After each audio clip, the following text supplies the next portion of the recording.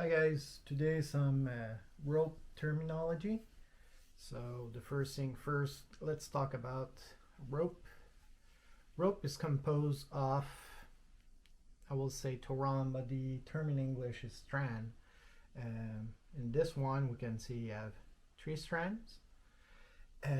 Those strands are composed of lay. Depending on the type of ropes that you have, the fiber that is used, that make a huge difference.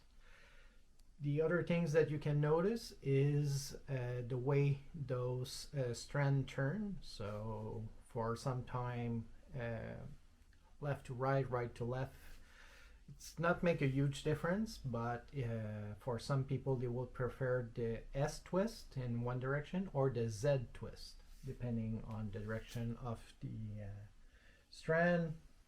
It's more, for me, I think it's more an appearance things. At the end of the rope, some people will enjoy, this is my whipping. So it's a way of keeping the ropes together. And some people will prefer knots at the end. The different kind of knots. It's depend. It allow you to readjust the tension inside the strand over time. If you clean them, boil them, the different strand will elongate. So you want to readjust them. So you undo the whipping or the knots, readjust, cut, making them all even. So also it can be for appearance purposes or to be better when you pull them. If you want to elongate a rope, so you can do just a lark's head that would go at the end of your ropes and it lock without the need of making a knot, and it's easy to undo also. Another good terminology things to understand, it's the working end, the running end, it's the hand that you work, and the standing hand, it's the one that you don't use, and that is standing.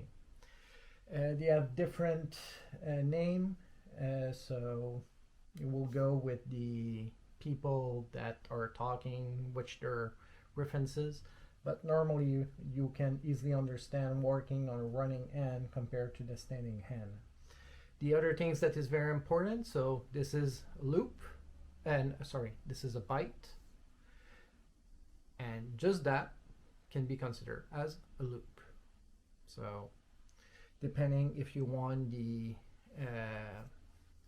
end of your ropes over or under, that will make a difference. So example, if you want to make a running loops, you will use the standing end and go inside.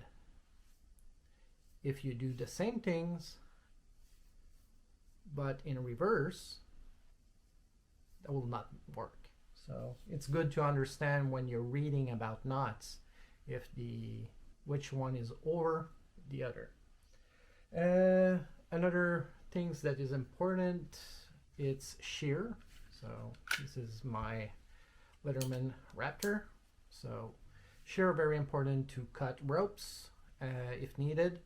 They have little T that will grab the ropes very easily and put pressure to cut it. They're very effective and is a very good way of cutting ropes. Some people will prefer hooks. Safety hooks are also very common, very strong, very easy to use. I think it's good, it's better to have shear than hooks, and if you don't have any, at least you should be aware that they can be a very essential tools. The other things I want to talk about, it's the Marlin Spike. Marlin Spike is just a little spike that you can use and undo knots if a problem happen. They can be different shape. Mine look like a silver arrow. It's commonly used also if you do threading. So you pass, you make a hole, you can put your thread. It can be used for many things. So Marlin Spike, very useful if you play with knots. I wish you have enjoyed this introduction to rope terminology. Have a good day, guys.